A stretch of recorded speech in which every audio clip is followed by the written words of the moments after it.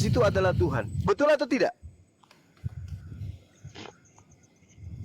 Matius 21 ayat 8, Pak. Orang banyak yang sangat besar jumlahnya Lukas menghafalkan 20 Lukas 21 nomor 8, penyesat ini ketika dia datang, dia mengajarkan Yesus ini adalah Tuhan. Betul atau tidak?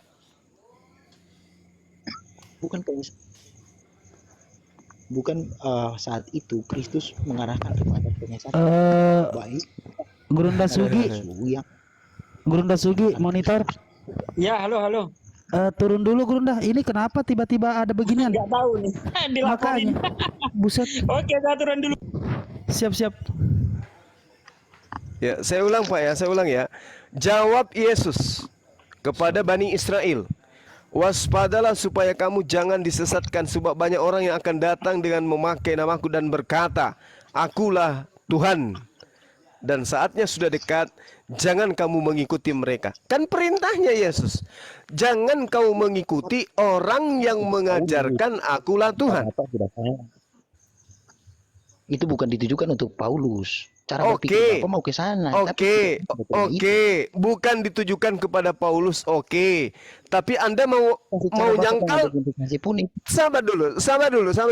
Apakah Anda menyangkal bahwa Paulus itu mengajarkan bahwa Yesus itu adalah Tuhan? Setuju nggak bahwa Paulus mengajarkan itu? Paulus mengajarkan tentang Kristus adalah Tuhan dan juru selamat bahkan. Oke, berarti untuk tataran ini Paulus lulus di dalam menggenapi nubuatan bahwa penyesat itu akan datang dengan mengatakan akulah Tuhan. Betul? Tidak, dari awal itu cara berpikir Bapak itu sudah salah karena Bapak itu mau beranggapan bagaimana caranya, Pak? Sekarang saya tanya.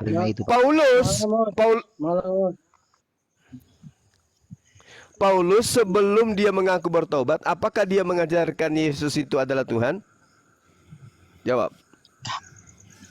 Sebelum bertobat Iya, dia kan salah satu penganiaya. Makanya justru karena itu saya tanya, sebelum dia mengaku bertobat, apakah dia mengajarkan Yesus itu adalah Tuhan? Jawab. Dia belum mengenal Kristus. Dia belum mengajarkan tentang Kristus, kalau Kristus itu adalah Tuhan. Nah sekarang langsung dari situ Bapak menjurus kepada bahwa Anda sudah mengakui sebelum Paulus mengaku bertobat, dia belum mengenal Kristus. Kan begitu? Maksudnya Paulus belum mengajarkan apa yang dia ajarkan. Gini Pak. Gimana Pak? Bagaimana waktu itu ya orang-orang menyiksa para murid, bahkan dia juga. Di mana tuh tertulis? Di mana Paulus menjadi saksi pada saat Yesus mengalami penganiayaan dan seterusnya? Di mana? Tertulis di mana itu, Pak? Saya ingin tahu. Bapak dekatnya sepotong-sepotong jadi nggak terima apa yang saya bilang tadi. Saya tanya, di dalam pengajaran Yesus sejak dia lahir sampai dia terangkat ke langit, Paulus itu di mana? Diceritakan. Gini, tadi kan saya bilang, Paulus menjadi saksi, dia melihat waktu murid-muridnya itu dianiaya. Saya kan tidak mengatakan Kristus dianiaya, Paulus ada. Dia menjadi saksi atau dia menjadi pelaku, Pak? Dia melihat pada saat itu ketika murid dia menjadi saksi, Bapak, jangan pakai jurus Paulus dulu. Dia menjadi saksi atau dia menjadi pelaku penganiayaan? Oke, jadi begini Bang Os, saya jawab dulu ya. Itu dia mengajar. Saya ulang lagi. Dia menjadi, ya silakan. Bang Nelson, izin Gurunda. Bang Nelson dari kayak tadinya. Silakan Bang Nelson. Oke, Bang Os, ini karena waktu sudah di Manado ini sekarang sudah pukul. Iya, sama kayak di Makassar. Betul. Ya. Jadi, oke, selamat malam Bang semua. Malam Bang Nelson. Bang Nelson, saya tunggu kok malah pamit. Enggak gini. Sebelum saya mau jawab, saya minta dulu nomor WA-nya Bang Suma dulu, boleh nggak? Ada di channel saya ada Bang. Channel mana? Yang mana tuh Bang? YouTube. Sulkif, iya YouTube. Sulkif 15. Oh, Ada. ada di YouTube. Siap. Oke, mohon izin ambil ya Bang ya. Silakan, silakan. Nanti abang tinggal mengatakan saya Bang Nelson gitu ya. Oke, siap. Masih banyak, Bang. Iya, sama-sama. Ya, jadi kembali kepada teman kita, Paulus ini menjadi saksi atau dia adalah pelaku? Dia Ayo, jujur, Bang. yang menganiaya para murid Yesus. Berarti dia juga ikut pelaku. di dalamnya. Berarti dia pelaku. Pelaku ya? Seperti bahasa saya selesai. Oke, tetapi sebelum semua itu, kamu akan ditangkap dan dianiaya, kamu akan diserahkan ke rumah-rumah ibadat dan di penjara-penjara. Dan kamu akan dihadapkan kepada raja-raja dan penguasa-penguasa karena namaku. Pelakunya siapa tadi kita abang sebutkan pelakunya siapa? Pelaku yang mana, Pak? Yang menganiaya Loh, tadi Anda sudah Kristus. Iya. Iya. Iya, satunya Paulus juga ikut menganiaya murid para murid Kristus. Oke. Nah, untuk supaya penganiaya ini bisa kemudian dipercaya sebagai pengikut Yesus, apa yang dia lakukan kemudian? Bertaubat. Betul? Iya. Setelah dia bertobat, dia datang mengajarkan kemudian dengan membawa nama Yesus dan berkata Yesus itu adalah Tuhan. Betul? Tuh, setelah pertobatan. Iya, setelah bertobat, betul?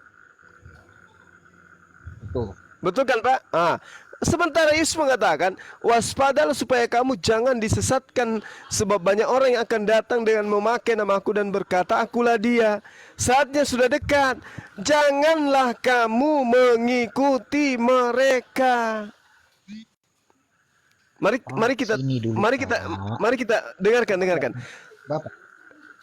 Kan Anda sudah mengakui, ya menganiaya Paulus. Setelah bertobat, dia datang mengajarkan Yesus itu adalah Tuhan. Perintah Yesusnya, jangan kau percaya.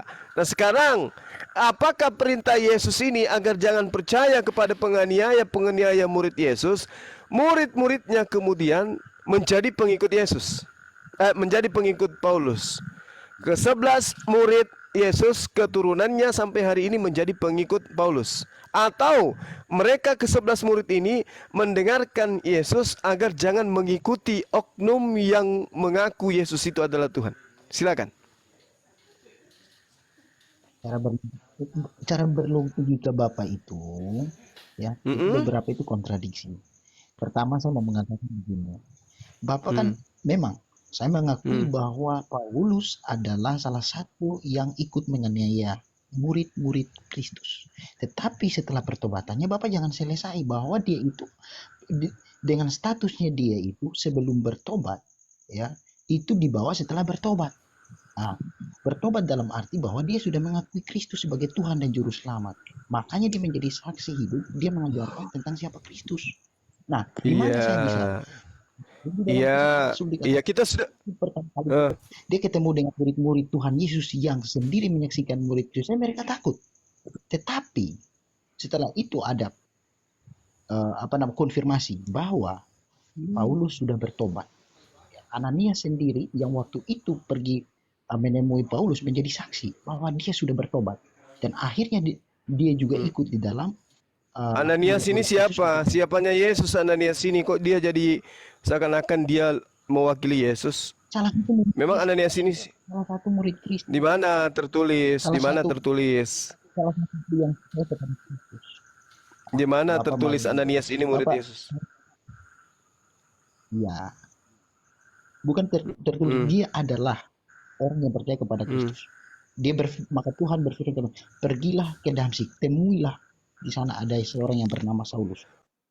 Oh, ternyata dia ini adalah rasulnya Ananias, Pak, bukan rasulnya Yesus kalau begitu. Kan gitu. Nah, sekarang permasalahannya adalah dengarkan saya, Pak, dengarkan.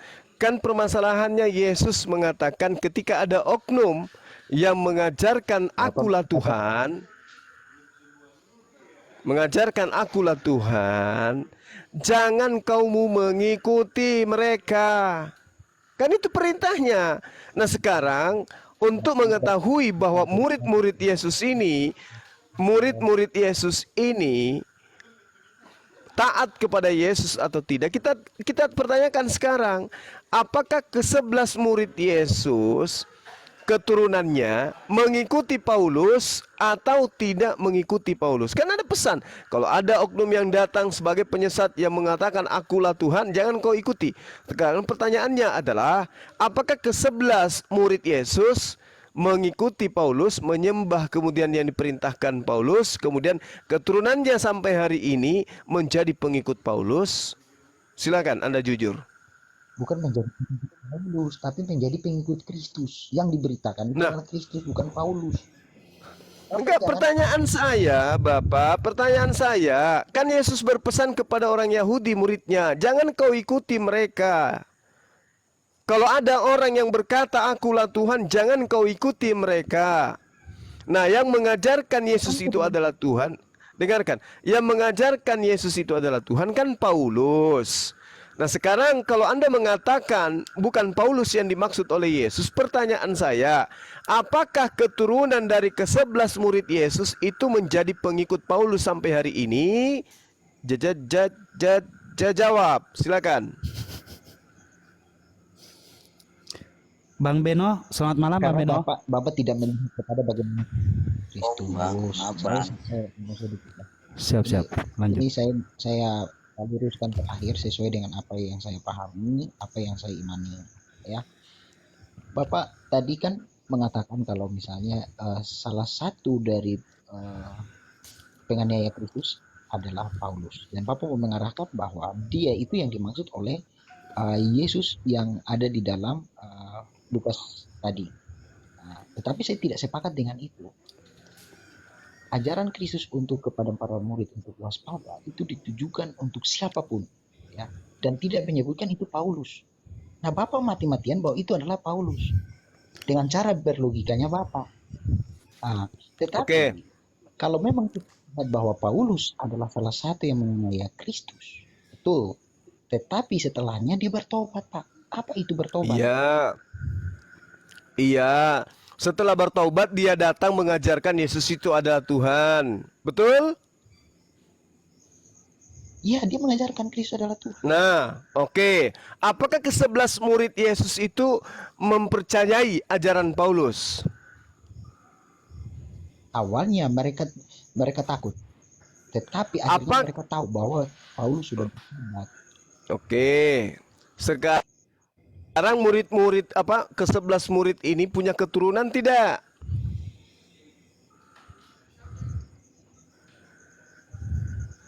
Keturunan apa yang Bapak maksudkan? Orang Yahudi kan, mereka kan diperintahkan oleh Tuhan untuk beranak cucu yang banyak. Ke-11 murid Yesus ini semuanya meninggal atau masih punya keturunan sampai hari ini?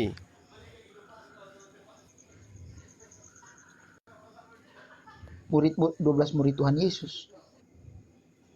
Ya, apakah masih memiliki keturunan sampai hari ini? Untuk keturunan saya tidak memastikan ada anak atau siapa namanya, saya tidak menyebutkan itu, Pak. Iya, maksud saya gini loh, Pak. Maksud saya gini loh, Pak. Orang Yahudi, murid-murid Yesus kan dipesan jangan kau mengikuti dia. Penyesat ini jangan kau mengikuti. Sekarang Paulus ini ada nggak yang percaya dari suku 12 suku Bani Israel bahwa dia itu adalah Rasul Tuhan? Gini, Pak. Ada nggak yang percaya? Gini, Pak. Ya, Bapak, kalau misalnya kita berbicara tentang itu, memang tadi saya sudah mengulang-ulang pernyataan saya yang sama, bahwa ceritanya itu berkelanjutan, Pak. Bapak dengan dalil Bapak, dengan cara Bapak berasumsi, Bapak mentafsirkan tadi dan mengaitkannya dengan indikasi-indikasi Bapak itu, dan menurut saya itu Bapak sudah salah. Bapak bukan melihat kepada konteksnya pada saat itu, tapi Bapak mengaitkan supaya ini menjurus kepada Kristus. Tapi Bapak Justru lihat Bapak. Justru Yang saya jalan mengaitkan Paulus. loh dengan segala yang terkait dengan hal ini. Murid-murid Yesus mendapatkan pesan, jangan kau mengikuti sang penyesat yang mengajarkan akulah Tuhan. Itu kan poinnya tuh. Tidak Kan diindikasikan kepada Paulus. Bapak iya, jangan berkesimpulan bawa-bawa menurut logika jangan Anda. bawa-bawa Paulus dulu. Anda kan pembela Paulus nih Saya sekarang. Anda kan pembelahnya sudah karena saya Anda pengikutnya. Dia kan bapak bagi saya Anda. Nah, sekarang saya tanya tetap kepada saudara, saya tanya kepada saudara, apakah murid 11 murid ini memahami konteks. Bapak tidak memahami keturunannya Lukas. Bapak mengaitkan jangan merepet sendiri, Pak. Jangan merepet sendiri. Jangan merepet sendiri. bersalah. Jangan curhat sendiri. Salah analisa, Pak. Pertanyaannya, apakah ke-11 murid Yesus keturunannya itu percaya kepada Paulus? Itu dulu poinnya. Cara berpikir Bapak itu saya tidak Kok jadi sepakat. saya yang Saya punya sudah- salah pikir? Aduh, Bapak ini gimana sih? Dengarkan saya, kan Yesus berpesan, Allahu Akbar. Yesus berpesan kepada muridnya agar jangan percaya kepada oknum yang mengajarkan Yesus itu adalah Tuhan. Betul enggak? Ya betul. Nah, sekarang ada dua golongan, yaitu Bani Israel dan Bani Paulus, Kristen. Apakah Bani Yahudi, Bani Israel percaya kerasulan Paulus sampai hari ini? Atau yang percaya itu adalah non-Yahudi tentang kerasulan Paulus? Jawab yang jujur, Pak. Pertanyaan Bapak, ya semua yang diinjili itu menerima Kristus, ya percaya kepada Kristus, bukan percaya kepada denominasi atau misalnya percaya kepada Murid-murid Yesus kan dipesan, jangan kau percaya ketika ada orang yang mengajarkan akulah Tuhan. Pertanyaan saya kan itu, Pak.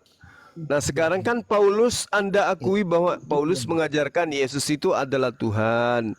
Pertanyaan saya muncul, apakah pengikut Yesus percaya tentang kerasulan Paulus? Ya percaya. Ya, percaya. Yang percaya ini Bani Israel atau Bani Goyim? Orang Israel, murid-murid Kristus yang Siapa? percaya itu kan Apa keturunan nama Israel. agamanya? Apa nama agamanya sekarang ini orang Israel yang percaya kepada kerasulan Paulus?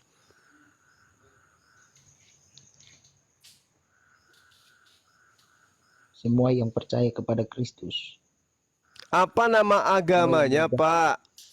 Apa nama agamanya orang Yahudi yang hari ini percaya kepada kerasulan Paulus yang mengajarkan Yesus itu adalah Tuhan? Silakan. Bukan percaya kepada Paulus, Pak. Percaya kepada Kristus. Saya tanya sekali lagi, apa nama agama orang-orang Yahudi yang percaya kepada kerasulan Paulus? Silakan. Yang percaya kepada kerasulan Paulus, semua yang menerima Kristus percaya Paulus itu rasul. Apa nama agama orang Yahudi hari ini yang percaya kepada kerasulan Paulus? Jangan membalikan logika untuk nggak gitu, Pak, cara berpikirnya. Loh, kan Yesus Percaya mengaku. kepada Kristus. Bapak, dengarkan saya, Pak, dengarkan saya. Murid-murid Yesus pertama kali diperintahkan untuk tidak mengikuti oknum yang mengajarkan kalau dirinya adalah Tuhan. Percaya nggak tuh? Ya, konteksnya itu Bapak belum paham konteksnya, Pak. Itu di Saya bagian tanya. Lukas yang Bapak sebutkan. Bapak belum paham. Iya, saya tanya, apakah Anda percaya bahwa Yesus melarang murid-muridnya untuk percaya kepada oknum yang datang kepada mereka mengajarkan Yesus itu adalah Tuhan? Percaya enggak bahwa Yesus melarang itu untuk jangan ikuti? Tuhan Yesus melarang mereka untuk jangan percaya ya kepada orang-orang yang menyesatkan. Ya, yang menyesatkan itu salah satunya membawa nama Yesus dan mengatakan Yesus itu adalah Tuhan. Betul? yang membawa, yang menyesatkan. Bapak tahu Iya, menyesatkan? menyesatkan itu adalah menurut Yesus Berbeda dengan membawa Kristus.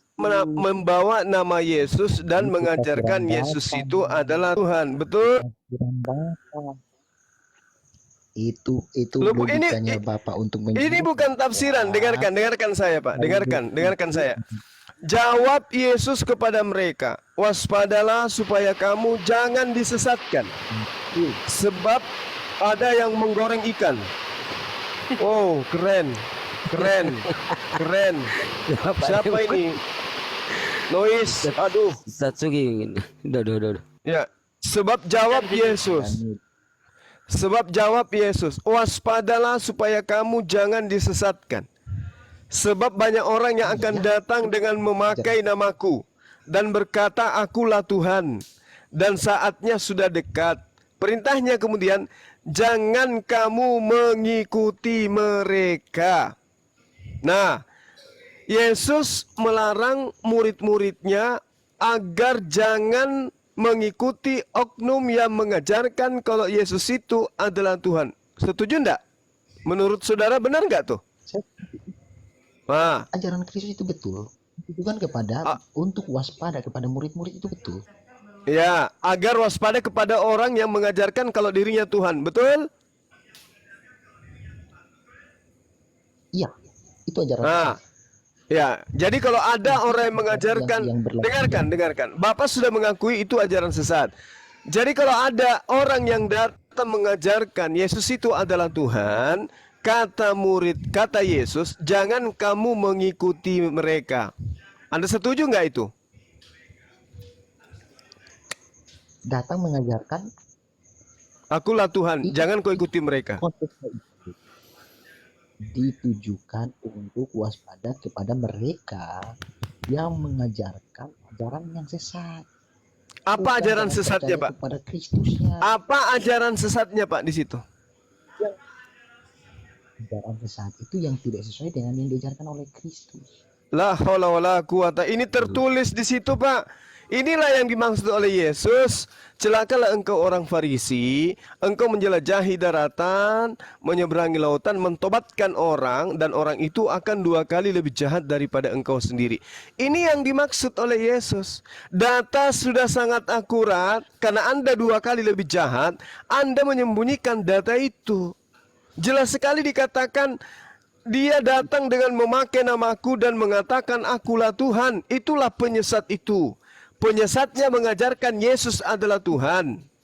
Penyesatnya datang membawa-bawa nama Yesus. Aku Rasul Yesus. Aku ketemu Yesus. Aku mendengarkan suara Yesus. Aku disuruh oleh Yesus. Itu dibawa-bawa nama Yesus itu. Kemudian setelah dia bawa nama Yesus, dia mengajarkan bahwa Yesus itu adalah Tuhan. Perintah Yesus, jangan kamu mengikuti mereka. Pertanyaan saya, apakah ketika ada orang yang mengikuti oknum yang mengajarkan Yesus itu adalah Tuhan, maka dia disebut penyesat? Silakan. Tunggu dulu, Pak. Oke, Pak. Oke, Bapak izin tunjukkan sebentar Bang, sebentar Bang, izin. Sebentar. Enggak mau sapa dulu yang lain sedikit aja, mau nyapa dulu yang lain biar ini. Bang Beno monitor. Assalamualaikum Bang, ya Bang. Islam apa Kristen Bang? Muslim Bang. Pak Muslim, oke. Bang Tamrin monitor Bang. Monitor Islam Kristen. Islam. Oke, Bang Samuel monitor. Iya, Kristen. Oke, silakan Bang, dibantu Bang. Lanjut Bang. Lanjut. Ya, apakah menurut Sorry, saya minta izin sebentar. Yesus? Sebelum saya lupa. Ya, silakan. Ya, sebelum saya lupa, saya kesempatan. Pak, tolong tunjukkan kepada saya ayat yang mengatakan bahwa kalian harus menolak yang mengajarkan namaku, yang Iya. mengajarkan nama Yesus. Oke. Lukas Tunjukkan 20 ayat Alkitabnya. Lukas 21 nomor 8. Waspadalah supaya kamu jangan disesatkan, sebab banyak orang yang akan datang dengan memakai namaku dan berkata, akulah dia. Dia di sini adalah Bapa atau Tuhan. Dan saatnya sudah dekat. Janganlah kamu mengikuti mereka. Iya. Pertanyaan Yesus itu bukan merujuk ke Rasul Paulus. Nabi-nabi Lalu? yang sekarang banyak nabi-nabi palsu gitu. Nabi-nabi palsu banyak gitu. Mantap. Hmm. Nah, sikat Bang Zul. Nabi-nabi palsu banyak sekarang, Bang. Mapa mula Nabi-nabi nih, palsu. mapa mula nih Pak Jaki Cakar. Kenapa larinya ke sekarang? Loh iya. Ini yang Kan ini sekarang banyak yang menyamar nabi. ini Banyak tunggu sekarang tunggu yang tunggu menyamar tunggu nabi. dulu, jangan kemana-mana dulu Anda. Jangan kemana-mana Merujuk ke dulu. Rasul Paulus itu. Enggak, bagaimana ceritanya tidak menuju ke sana? Yesus mengatakan, tetapi sebelum semua itu terjadi, kamu akan ditangkap dan dianiaya terlebih dahulu. Ini sudah terjadi kepada murid Yesus atau belum? Pak, sini saya jelaskan sedikit Pak, biar Bapak jangan. Saya menyalahkan tanya, cara ini begitu. dengar, ini sudah terjadi kepada murid Yesus atau belum? Sini saya sampaikan kepada Bapak, ajaran itu adalah ditujukan kepada murid-murid untuk waspada terhadap ajaran-ajaran sesat. Saya tanya, apakah murid-murid Yesus angkatan pertama itu sudah niaya, sudah ditangkap atau belum? Belum. Tapi itu ajaran untuk waspada. Kalimat Belum. jelas. Jadi Paulus ini menganiaya siapa? Ajaran Tuhan Yesus di dalam Lukas itu kepada para murid untuk waspada terhadap ajaran-ajaran sesat. Jelas, Pak? Iya, saya tahu justru dari tadi ini yang kita bahas. Yang sedang kita dengarkan saya Pak. Ini yang kita bahas ini dari tadi memang adalah ajaran penyesat. Yesus mengatakan waspadalah kepada penyesat. Indikasi penyesat itu adalah menggunakan nama Yesus, lalu mengatakan Yesus itu adalah Tuhan. Betul? Penyesat di sini adalah ajaran yang berlawanan dengan ajaran Kristus. Kenapa Anda menambah-nambahkan dalilnya? Bukan menambah. Enggak, memang begitu. Di Lukas 21 itu. Gurunda naik lagi Gurunda ya. Monitor Gurunda. Kena apa itu? Allahu Akbar. Aduh. Kena report. Iya. Ayo dong teman-teman, mari diskusi dong, diskusi. Lanjut Gurunda. Iya, kan di situ sudah ada datanya, Pak. Sebab banyak orang yang akan datang memakai namaku. Siapa tuh pelakunya yang memakai nama Yesus? Aku bertemu dengan Yesus pada saat aku ke Damsyik. Aku mendengarkan suara Yesus dari langit. Itu siapa tuh, Pak? Ada oknum lain? Itu Bapak langsung loncat kepada Paulus. Lalu Bapak siapa? loncat ke Paulus. Makanya Bapak. Lalu siapa?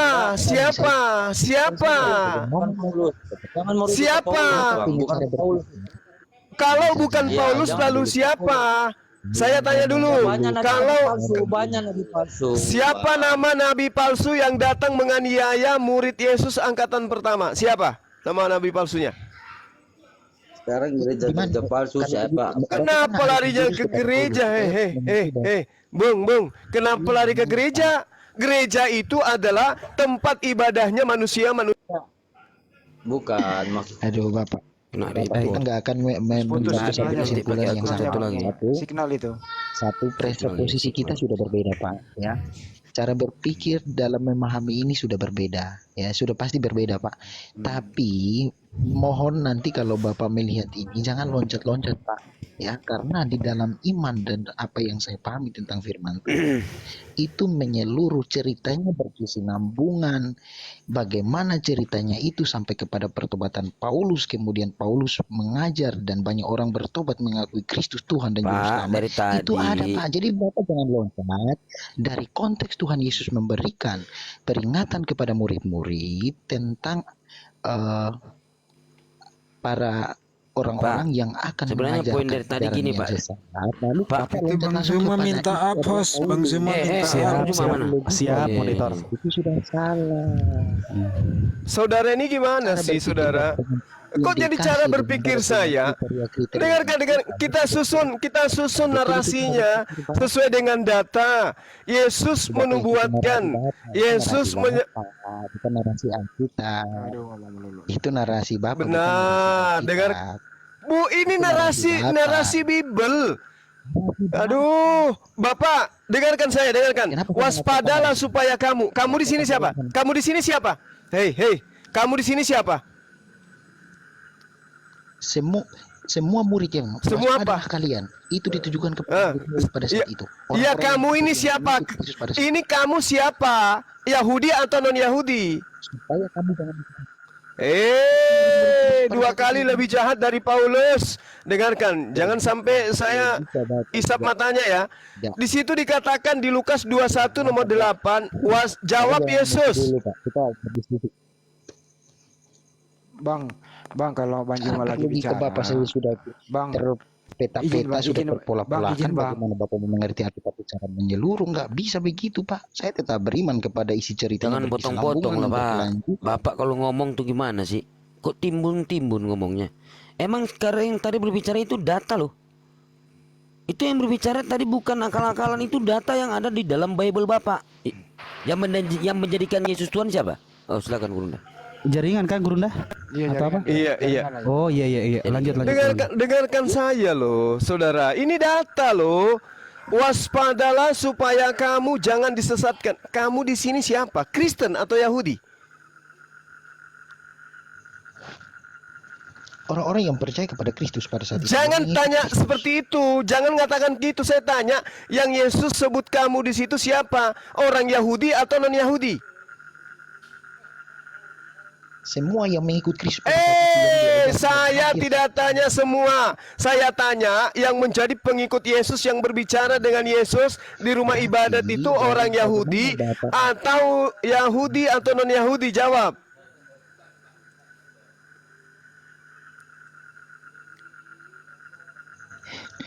Pak, itu semua yang mengikut Kristus pada saat Nah, inilah kamu. Dua kali lebih jahat daripada orang Farisi. Saya tanya, ketika Yesus berdakwah di Galilea, di Yerusalem, dengarkan. Setelah Yesus berdakwah selama 33 tahun, apakah dia berdakwah kepada orang Romawi Yunani? Atau hanya untuk orang Yahudi saja? Jawab. dia berdakwah kepada orang-orang Israel pada saat itu. Nah, berarti kamu di sini berarti orang Israel, betul? Semua saya katakan bahwa saya adalah pengikut Kristus, percaya kepada. Nggak ada urusan saya dengan Anda. Nggak ada urusan saya dengan Anda. Saya berurusan dengan data. Kamu di situ Israel atau non Israel? Batas saja. Dua kali lebih jahat dari Paulus kamu ini. Saya tanya, kata kamu di sini Yahudi atau non Yahudi? Jujur. Kata ayat 7-nya Saya pengikut Kristus. Ya ampun. Saya tidak tanya kau mau pengikut siapapun, tidak ada urusanku dengan kau. Paham? Saya tanya, Yesus berbicara dengan kata kamu di situ kepada orang Yahudi atau non Yahudi? Jawab. Kenapa larinya ke Arab, Tuyul? Kenapa larinya ke Arab, Tuyul? Saya tanya, ini pengakuan Yesus. Kamu kalau sudah tidak sanggup lagi menyembunyikan identitasmu yang dua kali lebih jahat dari Paulus, turun dari sini. Orang Indonesia. Ya makanya saya tanya samamu, kata kamu di situ untuk orang Indonesia atau untuk orang Yahudi? Jawab.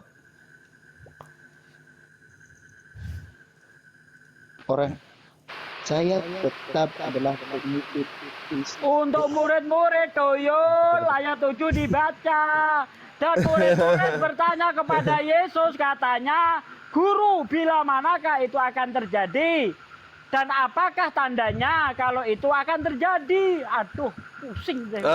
Tandanya adalah satu kalimat dulu. tandanya adalah datang orang kepada orang Yahudi mengajarkan Yesus itu Tuhan. Itu tandanya. Ayo. Siapa yang mengajarkan Yesus itu Tuhan? Siapa? Ini, Pak. Gini, Pak, saya mengatakan satu kalimat terakhir ya, Pak. Ya, sebelum kabur. Silakan. Pertama, terima kasih untuk apa yang Bapak sampaikan. Tetapi Sekali sejauh suaranya ini dia, saya tidak sepaham dengan apa yang Saya tidak minta kita sepaham. Saya hanya minta Anda memahami Bible Anda. nangis. Pak Samuel silakan dibantu Pak. Memahaminya Kecil sekali suaranya dia. bagian tertentu Bapak untuk menerjemahkan sesuai dengan pengertian Bapak untuk memojokkan Iya, itu dia. tujuan Bapak sebenarnya. Jadi Jangan curhat, jangan curhat, jangan curhat, jangan curhat, jangan curhat, jangan curhat. Itu yang ditulis. Dengarkan saya sebelum saya serahkan kepada guru-guru saya ya. Yesus ketika ditanyai oleh muridnya, bila manakah itu terjadi? Yesus menjawab kepada muridnya, waspadalah supaya kamu, muridku, Bani Israel, jangan disesatkan. Sebab banyak orang yang akan datang dengan memakai namaku. Yang datang memakai nama Yesus kepada Bani Israel itu adalah Paulus. Dan berkata, akulah dia, akulah Tuhan, akulah Bapa itu sendiri. Yang mengajarkan bahwa Yesus itu adalah Tuhan itu sendiri adalah Paulus. Kata Yesus, saatnya sudah dekat. Jangan kamu mengikuti mereka. Perintahnya jangan kau mengikuti mereka. Makanya sampai hari ini orang Yahudi tidak ada komunitas Kristen orang Yahudi, nggak ada. Nah, di data selanjutnya mengatakan, tetapi sebelum semua itu terjadi, kamu lebih dulu akan ditangkap dan dianiaya. Dan pelakunya itu adalah Paulus. Udah selesai kita, udah selesai. Yang menganiaya murid Yesus adalah Paulus. Yang menyeberangi lautan adalah Paulus, yang menjelajahi daratan adalah Paulus, yang orang Parisi adalah Paulus, yang mentobatkan orang Yahudi adalah Paulus, yang mengajarkan Yesus adalah Paulus, yang menyamar sebagai pengikut Yesus adalah Paulus, yang 2 kali lebih jahat daripada Paulus adalah Anda. Paham? Selesai. Tunjukkan kepada saya kalimat Kristus yang mengatakan bahwa penyesat itu adalah Paulus. Oh jelas ada. Penyesat itu adalah Paulus. Waspada. Oke. Kamu tenang. Oke, saya sampaikan samamu. Iblislah yang menjadi bapakmu dan kamu mau melakukan keinginan bapakmu. Atas keinginan siapa? Dengarkan saya. Dengarkan. Itu ayat itu. Dengarkan saya. Itu ayat itu. Itu ayat itu. Itu ayat yang saya bacakan. Itu ayat.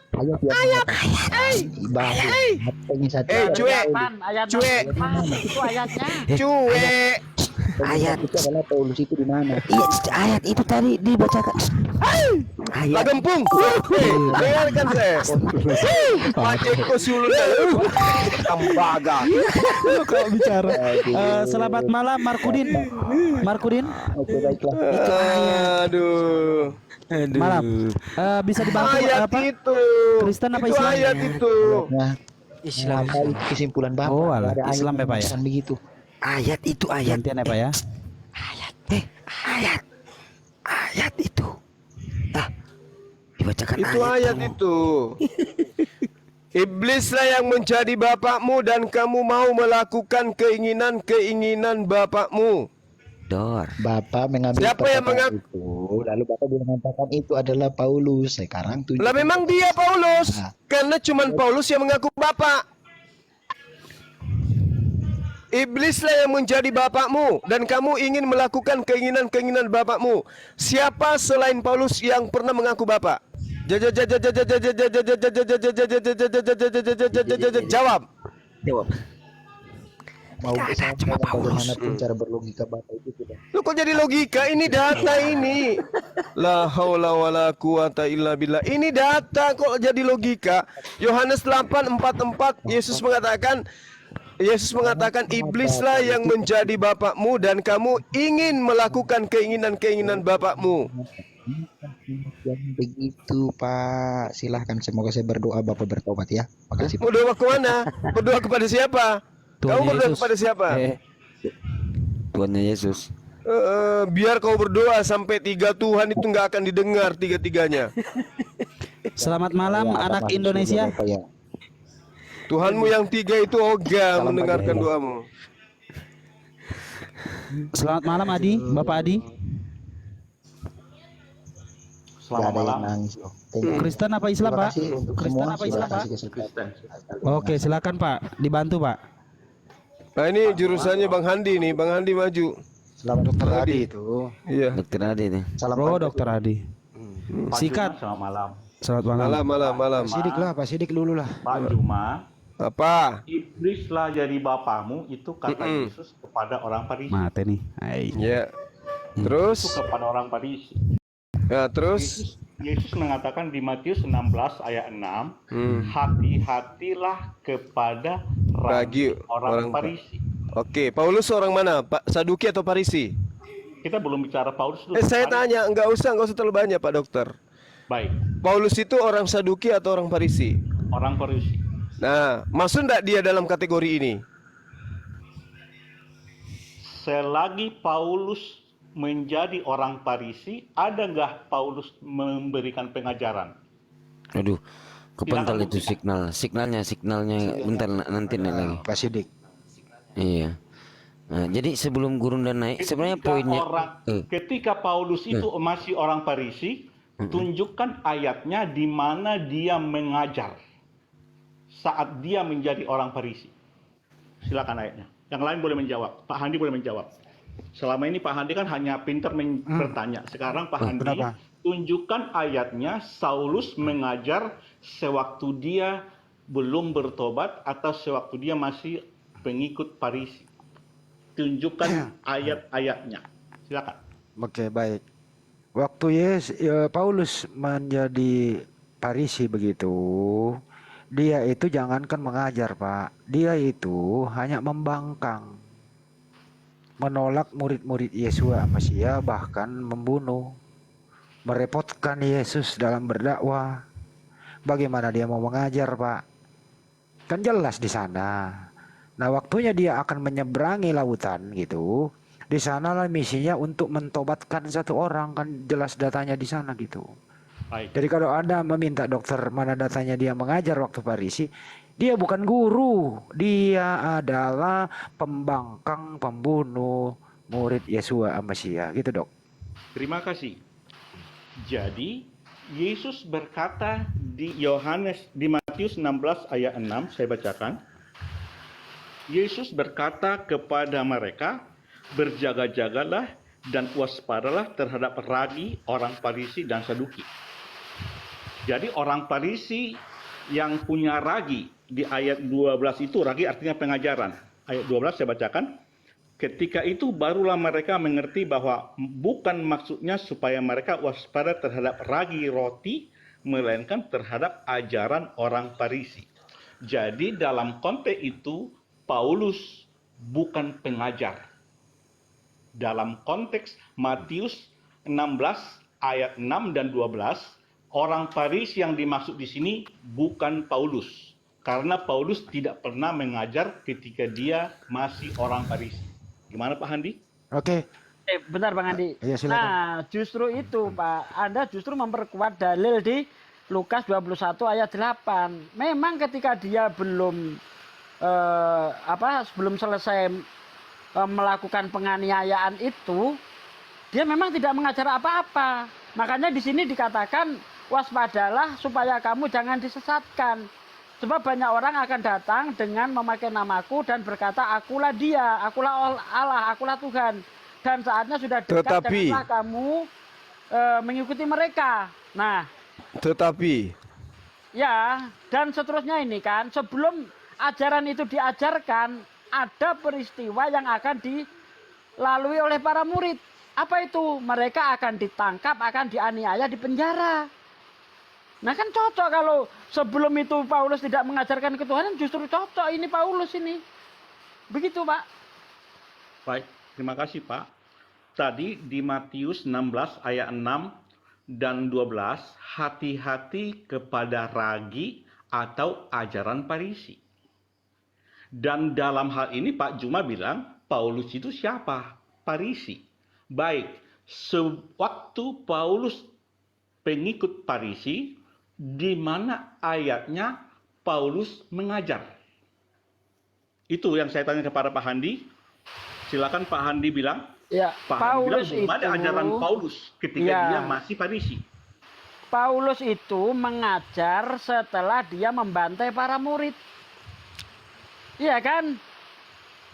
Betul enggak? Setelah dia ke Damsyik, Dia Farisi, sewaktu Iya, dia Pak, Farisi, iya. di mana Jadi- ayatnya Paulus mengajar? Jadi kalau saya lihat di Lukas 21 ayat 8 ini, ajaran sesat itu dilakukan setelah membantai para murid. Coba Baik. nih, saya baca dari ayat 7 ya. Dan murid-murid bertanya kepada Yesus, katanya, Guru, bila manakah itu akan terjadi? Dan apakah tandanya kalau itu akan terjadi? Nah, tandanya ditunjukkan oleh Yesus. Apa itu? Waspadalah supaya kamu jangan disesatkan. Tandanya ini, sebab banyak orang akan datang memakai namaku dan berkata, akulah dia. Itu tandanya. Ya, dan saatnya sudah dekat, janganlah kamu mengikuti mereka. Jadi jelas sekali. Nah, ajaran menuhankan Yesus itu setelah para murid itu dianiaya. Kita lihat ayat selanjutnya, ya, ayat 9. Dan apabila kamu mendengar tentang peperangan dan pemberontakan, janganlah kamu terkejut, sebab semuanya itu harus terjadi dahulu. Tetapi itu tidak berarti kesudahannya. Akan datang segera, ia berkata kepada mereka, bangsa akan bangkit melawan bangsa, kerajaan melawan kerajaan, dan akan terjadi gempa bumi yang dahsyat, dan di berbagai tempat akan ada penyakit sampar dan kelaparan, dan akan terjadi juga hal-hal yang mengejutkan dan tanda-tanda yang dahsyat dari langit. Tetapi sebelum semuanya itu, kamu akan ditangkap dan dianiaya. Nah ini, tetapi sebelum semuanya itu, sebelum ajaran itu diajarkan, kamu akan ditangkap dan dianiaya, kamu akan diserahkan ke rumah-rumah ibadat dan penjara-penjara, dan kamu akan dihadapkan kepada raja-raja dan penguasa-penguasa oleh karena namaku. Nih, para murid mengalami ini enggak? Silakan. Ini Aki Juma udah datang, monggo Aki Juma dilanjut. Baik. Di sini hujan, saya mute dulu. Baik, Bible berjalan. Ini Pak Sugi ya. Pak Betul.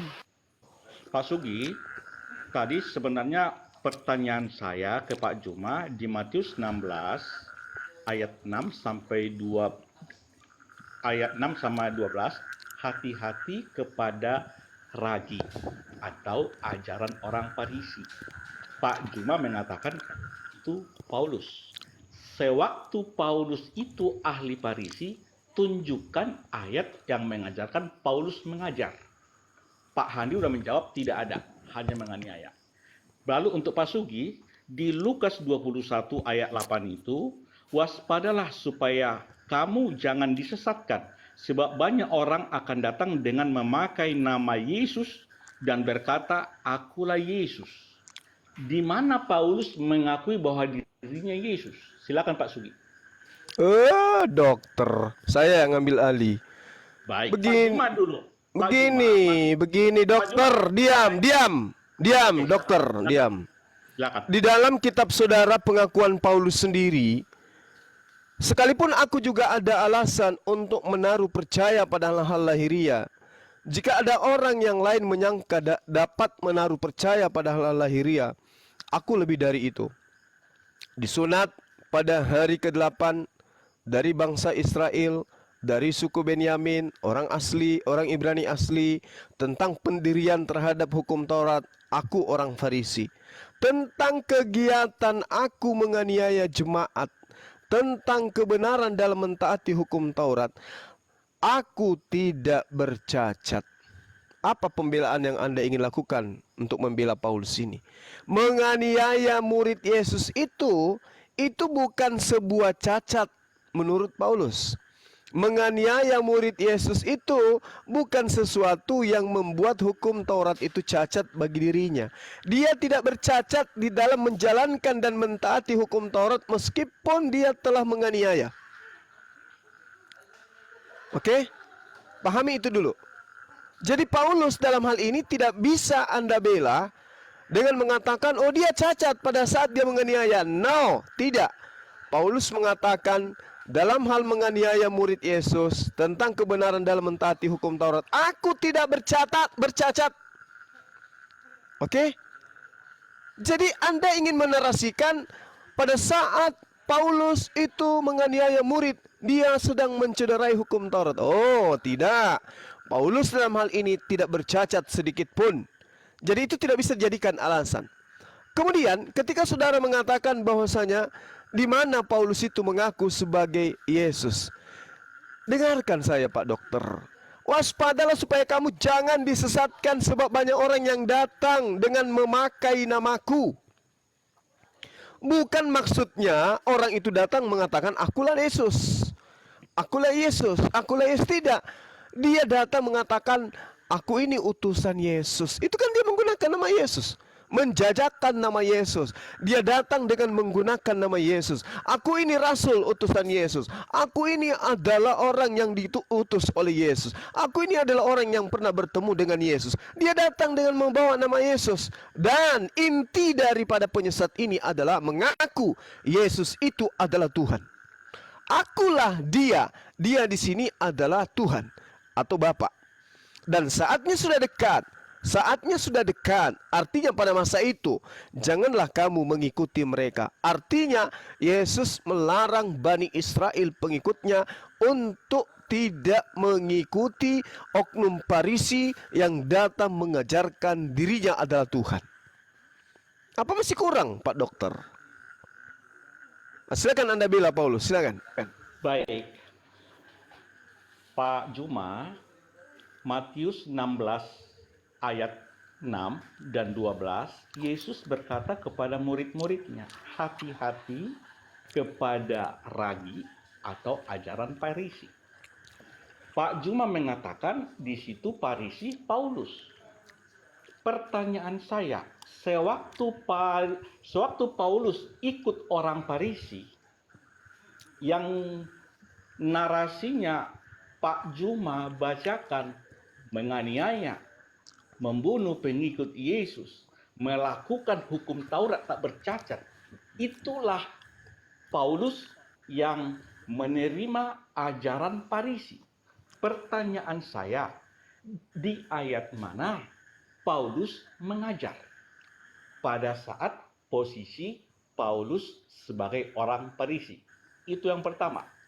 Yang kedua, di Kisah Para Rasul 9 ayat 15, firman Tuhan datang kepada Ananias, murid Tuhan, bahwa Saulus itu adalah alat pilihan bagi Yesus untuk memberitakan nama Yesus kepada bangsa-bangsa dan kepada bangsa-bangsa lain dan kepada raja-raja Israel.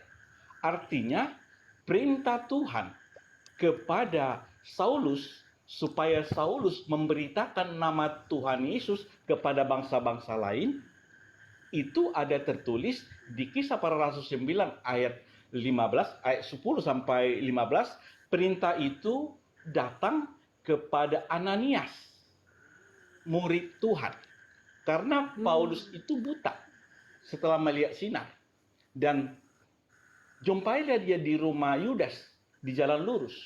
Tapi Ananias murid Tuhan protes, Tuhan, dari orang banyak saya dengar Saulus itu orang jahat, tetapi Tuhan meyakinkan Ananias murid Tuhan, bukan, dia alat pilihan bagiku. Itu yang kedua. Yang ketiga, hati-hatilah kepada orang Farisi dan Saduki. Itu kata Yesus. Karena iblislah bapanya orang Farisi. Data Yohanes 8 ayat 44. Yohanes Pembaptis juga mengatakan, hai orang-orang Farisi dan orang-orang Saduki, kamu keturunan ular beludak. Itu ular beludak itu adalah iblis. Ular itu iblis. Artinya ajaran iblislah yang diterima orang-orang Farisi dan orang-orang Saduki. Ketika Saulus menerima ajaran Farisi, yaitu ajaran iblis, kerjanya Saulus menganiaya dan membunuh pengikut-pengikut Yesus. Jadi Pak Juma, bedakan Saulus sewaktu pengikut Farisi dengan Saulus sesudah bertobat. Silakan Pak Juma. Oke. Sedikit mau tanya, berarti menurut Anda setelah Paulus bertobat itu bukan orang Farisi gitu, Pak? Jadi orang Bugis dia, Bang. Bukan orang Farisi gitu, bentar. Baik, terima kasih Pak Sugi. Ya itu dijawab sedikit aja, Pak. Sedikit aja, Pak. Ya. Saya jawab. Kan Orang Farisi pertanyaan atau saya bukan tadi- gitu aja? Saya jawab dengan data. Makanya saya bilang tadi, Yesus berkata bahwa iblis bapamu itu ditujukan ke orang Farisi. Dasar Yesus mengatakan iblis bapaknya karena mereka mengikuti ajaran iblis. Buktinya kerja mereka menganiaya dan Iya. Pertanyaannya apa? Pertanyaan saya ketika Paulus sudah bertobat itu dia ngaku orang Farisi atau tidak gitu loh. ya dia orang Farisi. Nah ya iya ya udah silakan lagi. Tetap orang Tapi Farisi. sewaktu dia orang Farisi, di manakah ayatnya dia mengajar? Bahkan ketika dia sudah bertobat, ya itu pun dia tetap orang Farisi dan mengajarkan Yesus itu Tuhan. Betul. Tetapi Nah, waktu dia ayo. bertobat, dia Nah, orang makanya. Farisi, bukan mengikuti ajaran Farisi. Dan tadi narasi Pak Loh. Juma tadi Loh. Dokter, yang ditanya di sini bukan sukunya yang dihindari, orang Farisinya yang dihindari, Pak, bukan sukunya. Waspadalah terhadap suku Farisi, enggak. Waspadalah kepada orang Farisi. Nah, ingat, saya tanya kepada saudara, ketika Paulus menyeberangi lautan, ketika Paulus mengirim surat, ketika dia nulis surat sampai 14 bab, dia itu orang Bugis atau orang Farisi? Jawab. baik Pak Juma, Apa? ketika Paulus itu menyerangi lautan di kisahnya, di kisah Rasul 24, 25, 26, 28, Dia sudah jadi orang Jawa. itu dihadapkan ke mahkamah agama. Saya Dalam tanya, perbuatan- dia orang Farisi atau orang Bugis, Pak, waktu itu? Dia orang Batak, Marpaung namanya. Berarti pada saat dia nyebrang lautan menjelajahi daratan itu pun harus diwaspadai, betul atau tidak? No noise. Betul. Tetapi Eh, Pak udah Juma, selesai, udah selesai, Pak Dokter, udah selesai. pemahaman Berarti Paulus ini, tadi kan Anda membawa narasi seakan-akan ini justru Bapak yang bawa pemikiran sendiri. Tadi itu Bapak bernarasi seakan-akan setelah Paulus itu bertobat sudah bukan orang Farisi. Berarti yang harus diwaspadai adalah ketika Paulus menjadi orang Farisi. Setelah Paulus bukan lagi orang Farisi, tidak patut lagi diwaspadai. Itu ilmu dari mana, Dokter? Nah itu dia makanya saya Baik, tanyakan. Oke. Yang dimaksud, dengar Pak Sugi, yang dimaksud dengan orang Farisi dan orang-orang Saduki, ular keturunan Adalah? beludak, kenapa dikatakan orang Farisi dan keturunan ular beludak? Karena mereka menerima ajaran iblis. Lah, justru Paulus ini saya tanya kepada saudara, dari mana Paulus mendapatkan ilmu bahwa hukum Taurat itu adalah kutuk? Jawab. Mate balik. Baik terus. Saya jawab dulu. Dari Jadi kita belum- iya, dari mana? Dengarkan, saya tanya dulu. Dengarkan, dari mana Paulus mendapatkan ilmu bahwa hukum Taurat itu adalah sengat maut? Hukum Taurat itu adalah kutuk. Silakan. Hukum Taurat itu sampah. Jadi Galatia 3 ayat 13. Yesus Dari mana? menebus Dari mana? hukum Taurat. Di Ulangan Di 22 mana? ayat Tunjukkan ke saya bahwa hukum Tuhan itu adalah kutuk. Silakan. Di mana tertulis di Taurat? hukum Taurat yang mati di kayu salib tergantung seharian penuh, itu namanya kutuk. Yang saya tanya, Paulus dengarkan. Saya tanya, Paulus mengajarkan hukum Taurat itu sengat maut, hukum Taurat itu sampah, hukum Taurat itu tidak kemudian mengantarkan kepada hidup. Di mana? Dari mana Paulus dapatkan ilmu ini? Baik. Jadi, saya jawab, jadi kenapa dikatakan itu sampah? Karena Dari mana, Pak? Saya tanya dari mana ilmunya? Bukan kenapa. Dari mana? Kalau Paulus ini orang Farisi dikatakan Yesus menerima ilmu dari iblis, saya tanya, dari mana Paulus mendapatkan ilmu bahwa Taurat itu adalah kutuk? Silakan. Dari iblis. Paulus mengakui kesaksian, aku ini orang Farisi. La haula wala quwata illa billah. Pertanyaannya, Pak. Pertanyaannya, dari mana orang Farisi Paulus menerima ilmu bahwa hukum Tuhan, ketetapan Tuhan yang datang kepada Nabi Musa itu adalah justru itu kutuk? Dari mana ilmunya? Jawab. Dari asumsi. Pengakuan dia sendiri. Pengakuan dia sendiri. Berarti sudah terjawab, Pak. Pak Juma Berarti ngomong sudah panjang, terjawab. Jadi saya Berarti jawab. sudah terjawab bahwa orang Farisi menerima ilmu Kalau dari itu iblis. Pak Juma bertanya sendiri, jawab sendirilah. Bertanya sendiri, jawab sendiri, ya kan? Itu bagusnya. Nah, Saya karena mau jawaban jawab, Anda itu tidak ada yang kena. Pak Juma ini ditonton Jawab. 1000 orang. Ya silakan. Oh, justru kita itu, apalagi Bapak bergelar dokter. Pertanyaan saya, dari mana Paulus mengajarkan ilmunya bahwa hukum Tuhan, ketetapan Tuhan bagi Bani Israel itu adalah kutuk? Silakan. Tertulis di mana? Tertulis di mana itu pertanyaan Bapak itu? Galatia 3 Galatia 3 ayat 13. Oke, saya bacakan. Ya, saya bacakan. Silakan. Gitu. Galatia 3 ayat 13. Kalau ditanya dapat dari mana kamu obat? Saya bacakan. Apotik. Kan gitu nanya Kristus dia kan. telah menebus kita dari kutuk hukum Taurat. Bentar Pak Sugi. Kristus telah menebus kita dari kutuk hukum Taurat dengan jalan.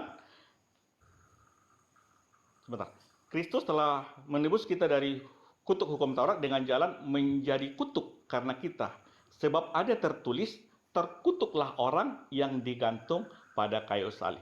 Di Ulangan 21 ayat 22, Pak Jemaat sebentar. Ulangan 21. Di Ulangan 21 ayat 22. Itu hukum Taurat. Ulangan 21 ayat 22 dan 23. Apabila seorang berbuat dosa yang sepadan dengan hukuman mati, lalu ia dihukum mati, kemudian kau gantung dia pada sebuah tiang, maka janganlah mayatnya dibiarkan semalam-malaman pada tiang itu. Tetapi haruslah engkau menguburkannya. Gak nyambung, Pak. Bentar. Gak nyambung. Seorang yang digantung terkutuk oleh Allah. Janganlah engkau menajiskan tanah yang berkutuk kepadamu. Jadi dulu ya. Ya, jadi itu Pak Juma. Jadi soal benar atau tidak di hadapan Pak Juma, pemikiran Pak Juma itu nggak masalah. Data sudah saya tunjukkan. Itu Data ulangan itu, ulangan 21 ya 22 itu yang Orang yang- bukan hukum Taurat, tetapi orang yang melanggar hukum Orang Taurat. yang melanggar. Itu, Pak. Jangan diwaduh. Ini salah ini gimana? Jadi Pak Sugi saya Pak Juma dulu ya, Pak Sugi dengar baik. Atau di Korea pun nggak apa-apa. Jadi pertanyaan Pak Juma di Galatia 3:13 itu, saya Di mana dikatakan hukum Taurat itu adalah kutuk?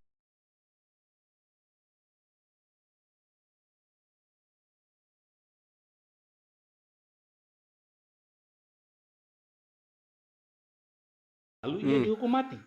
Kemudian kau gantung dia pada sebuah tiang, koma. Maka janganlah mayatnya dibiarkan semalam-malaman pada tiang itu. tetapi haruslah engkau menguburkan dia pada hari itu juga. Sebab seorang yang dikantung terkutuk oleh Allah. Janganlah engkau menajiskan tanah yang Apa hubungannya dengan hukum Taurat? Mana datanya?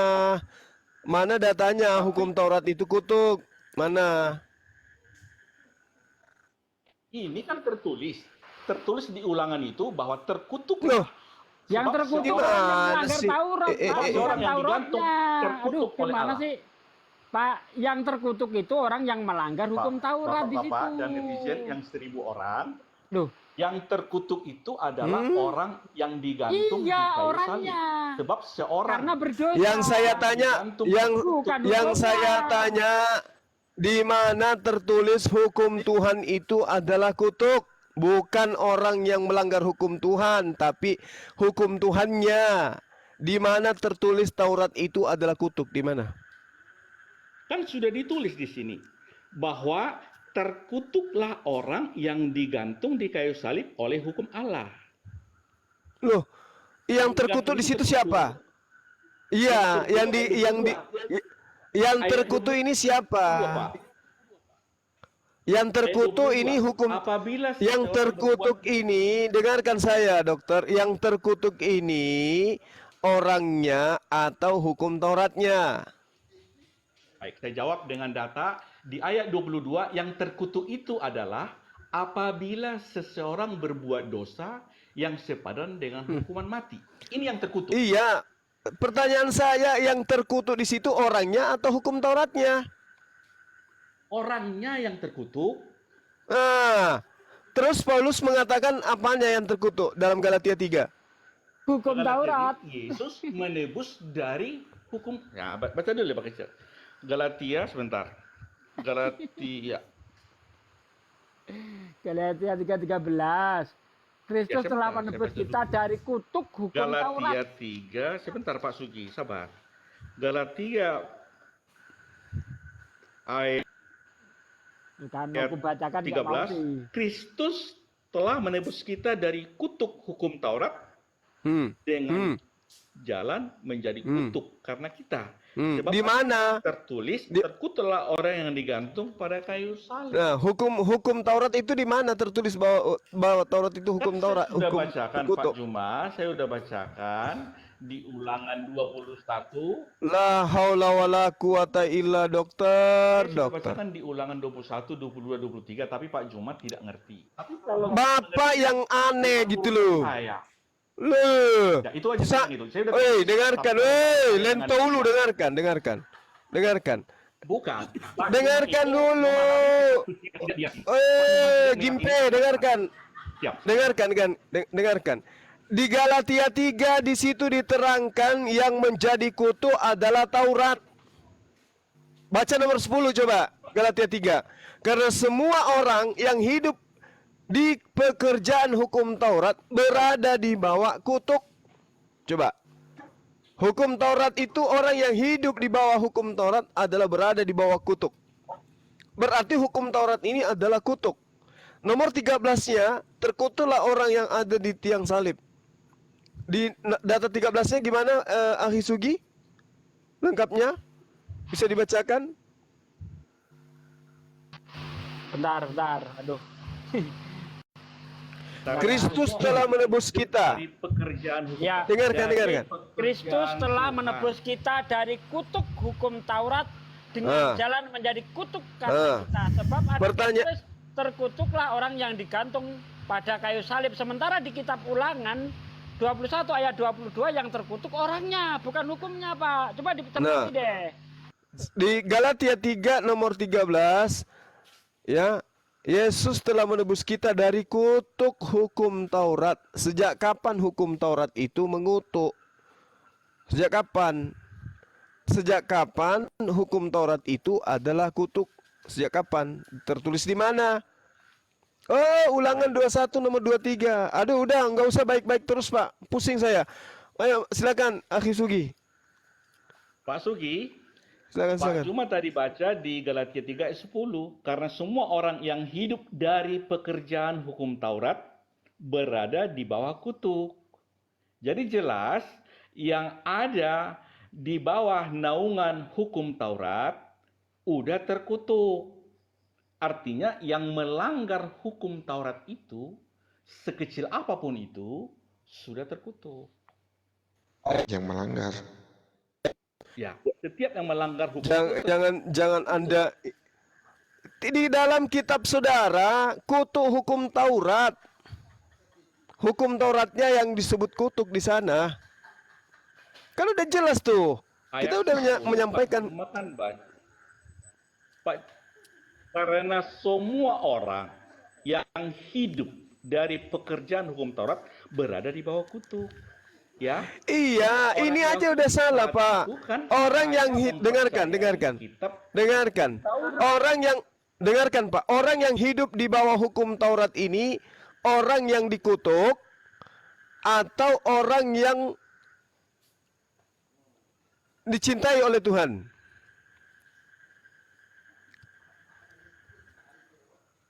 Ulangan 6 dan ulangan 4 jelas sekali.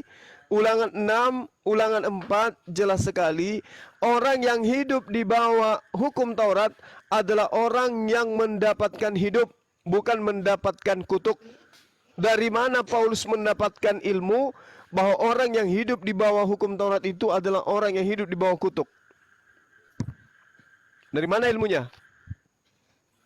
Dari asumsi.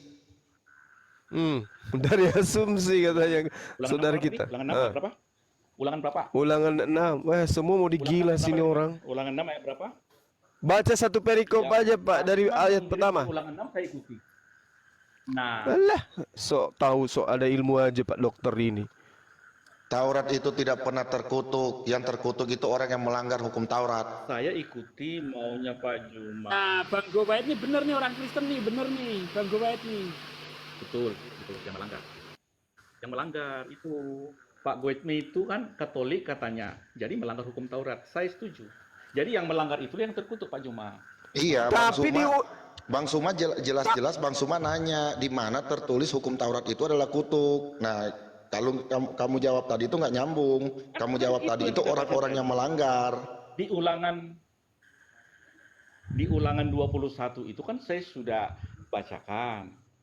Jika seorang digantung di kayu salib, terkutuk oleh Tuhan. Sebentar saya bacakan. Saya udah bacakan ayatnya Pak. Iya, itu jelas di situ tertulis yang melanggar. Jadi para pelanggar itu memang terkutuk.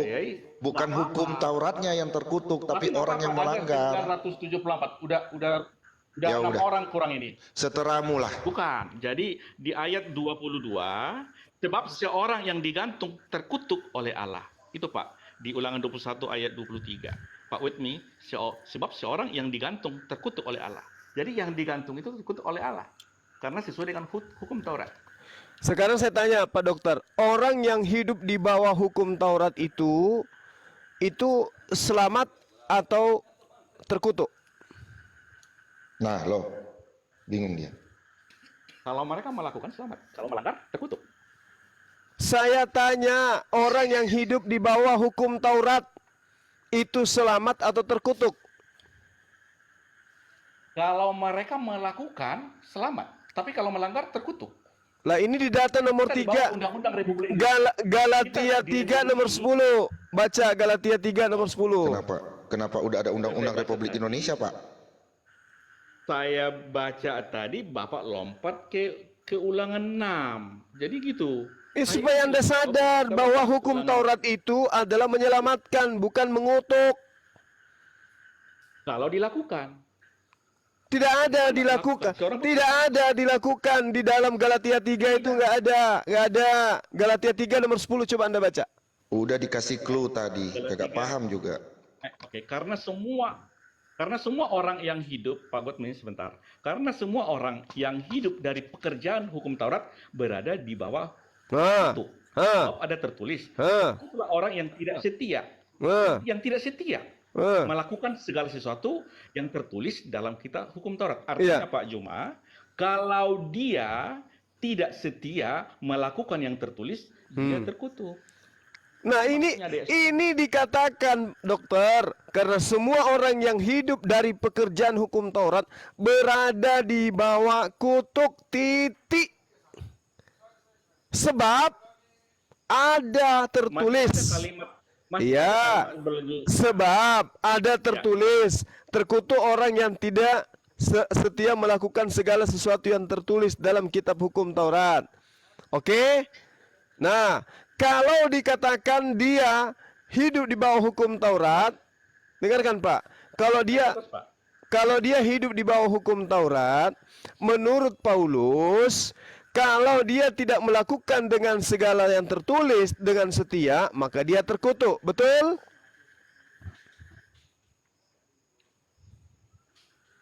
Betul nggak?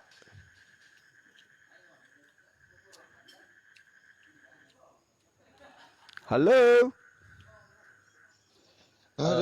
Maaf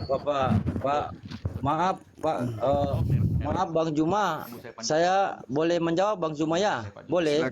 Silakan. Karena Pak Dokter cuma mendongeng, silakan. Ya, makna dari hukum Taurat itu yang terkutuklah orang yang di kayu salib ya, yang gantung di kayu salib. Begini Bang, bisa saya menjawabnya sedikit ya Bang? Silakan. Banyak Bang, nggak apa-apa Bang. Ya. Saya aku letuk. Lanjut. Ya. Karena pada saat itu orang hidup di zaman hukum Taurat, di bawah hukum Taurat itu mata dibalas dengan mata, nyawa dibalas. Pada zaman itu orang sudah banyak dengan berdosa, begitu Bang. Jadi artinya terkutuklah orang yang digantung di kayu salib itu. Artinya begini, pada saat itu orang tidak bisa menjalankan syariat hukum Taurat itu Bang. Begitu makna dari Galatia 3 ayat 13 itu. Karena hukum Taurat itu sangat susah mau dijalankan pada saat itu Bang. Sulit mau dijalankan pada orang manusia hidup pada saat itu. Jadi pada dasarnya semua orang Israel, bahkan semua orang manusia di dunia sedang berada di bawah kutuk hukum Taurat. Karena kenapa? Karena tidak kemampuan mereka memenuhi semua tuntutan syariat itu. Jadi semua orang seharusnya menerima kutukan itu Bang, yaitu kematian. Jadi secara jasmani dan rohani, makanya terputus selamanya dari hubungan dengan Tuhan Bang. Makanya di sini saya katakan lagi, makanya Yesus datang ke dunia bukan menghilangkan, tetapi kalau dia menghilangkan, dia tidak menghilangkan, cuma menggenapi. Makanya Yesus datang ke dunia, dia menggenapi hukum Taurat itu. Jadi yang seharusnya manusia yang disalib, digantung, dialah yang harus digantung, begitu Bang. Dia, ya itu menurut saya makna dari Galatia 3 ayat 13. Tidak ada, karena tidak ada seorang pun yang mampu menjalankan hukum syariat hukum Taurat itu, syariat hukum Taurat. Tadi Paulus mengatakan aku tidak bercacat. Berarti Iya, Bang. Paulus sanggup. Kenapa Anda mengatakan tidak ada orang yang sempurna? Paulus mengatakan dia tidak bercacat di dalam menjalankan hukum Taurat. Aku tidak bercacat. Kemudian Tuhan sendiri yang mengatakan di dalam Ulangan 30 nomor 11. Sebab perintah ini yang kusampaikan kepadamu pada hari ini tidaklah terlalu sukar bagimu dan tidak pula terlalu jauh. Artinya Tuhan tidak akan mungkin memberikan hukum-hukum kepada Bani Israel kalau Bani Israel tidak sanggup menanggungnya. Nah, lalu kemudian ketika saudara mengatakan tidak ada orang yang bisa melakukan, lebih berat ajaran saudara. Tidak ada orang yang mampu melakukan.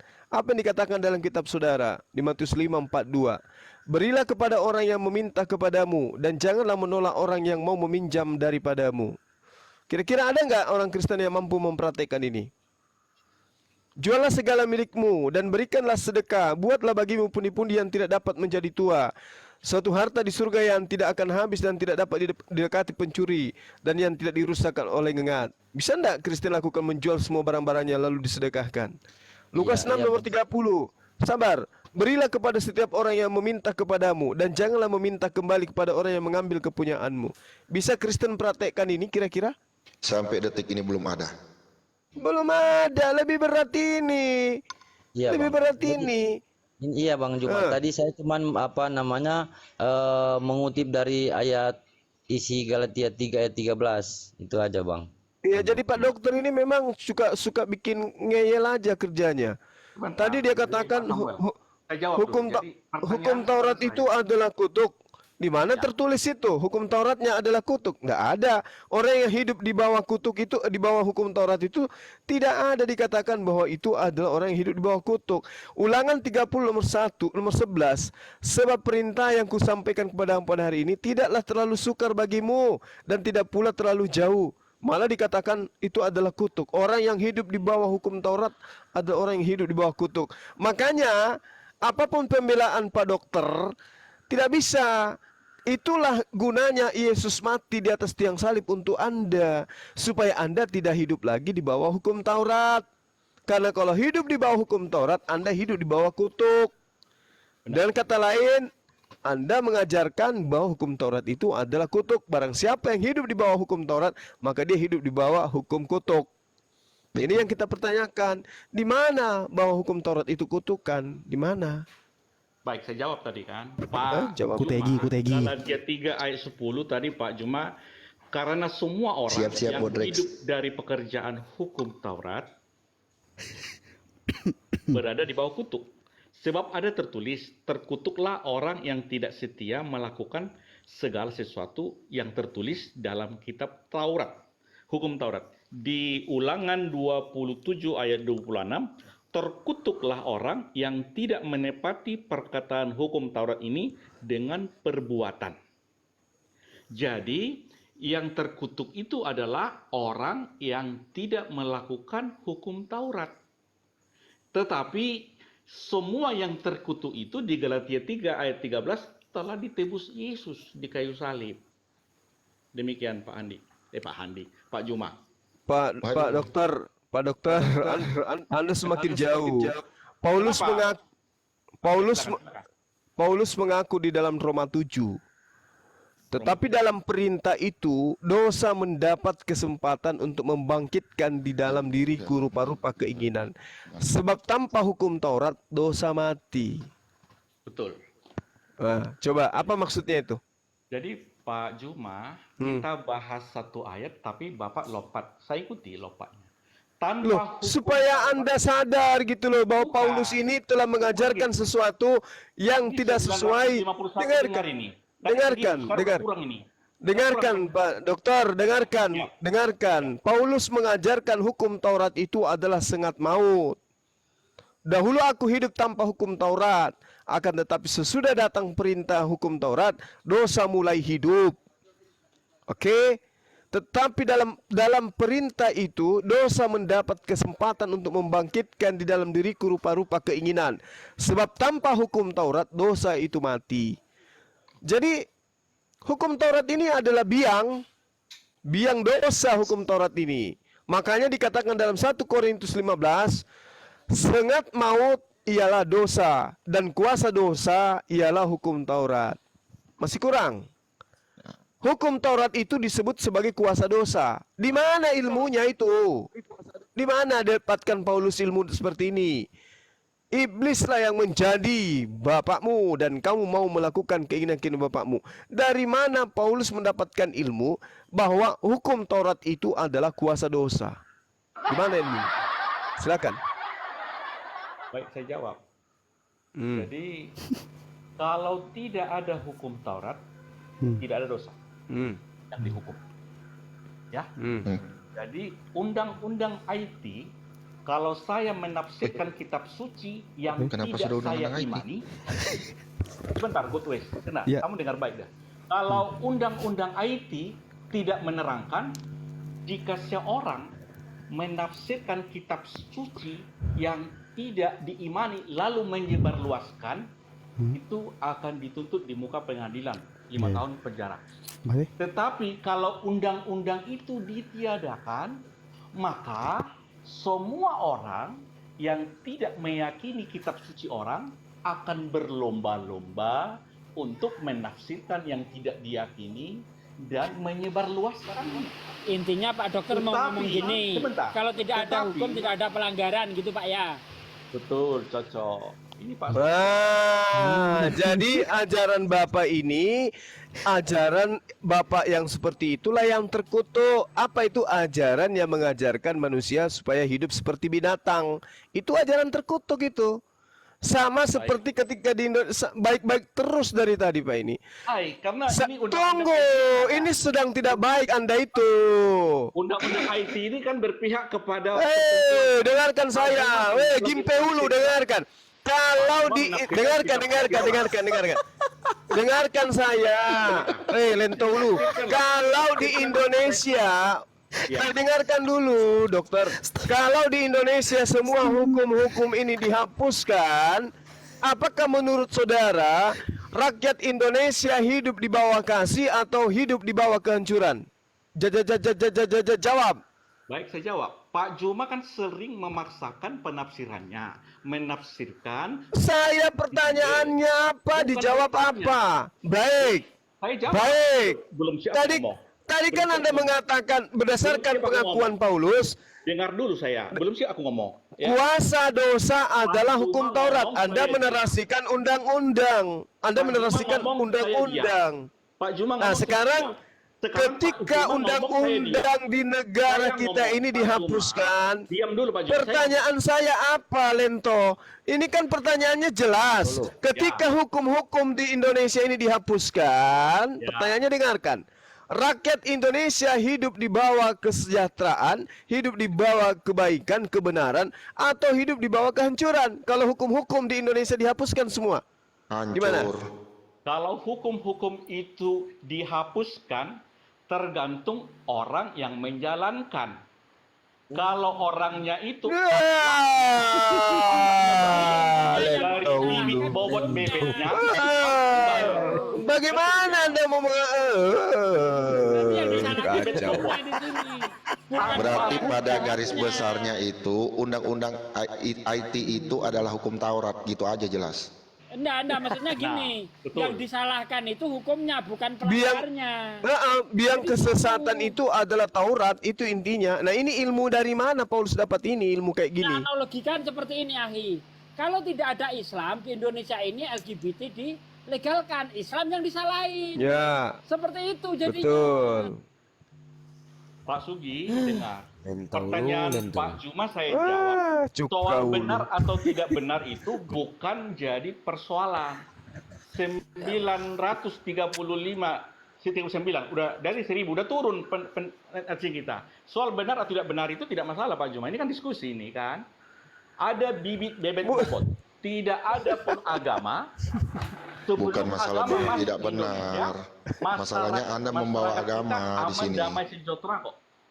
Sebentar Pak Gomez, saya ngomong sama Pak Juma dulu. Pertanyaan Pak Juma saya jawab. Soal benar atau tidak benar biarlah netizen yang menilai, oke? Ini kan diskusi ini, bukan pemasaran kehendak. Iya, Saya ini bukan mahasiswanya Pak Juma. Betul? Jadi gitu. Jadi Pak Juma, di Indonesia sebelum Indonesia merdeka, sebelum Indonesia punya agama, Saya cari botreks dulu Indonesia dah. setiap suku, setiap ras memiliki karakter masing-masing, tertib dan teratur. Itu pertanyaan saya. Baik, kembali kita ke hukum Taurat tadi. Kuasa dosa itu adalah hukum Taurat. Jadi kuasa itu telah dilucuti dengan kematian Yesus di kayu salib.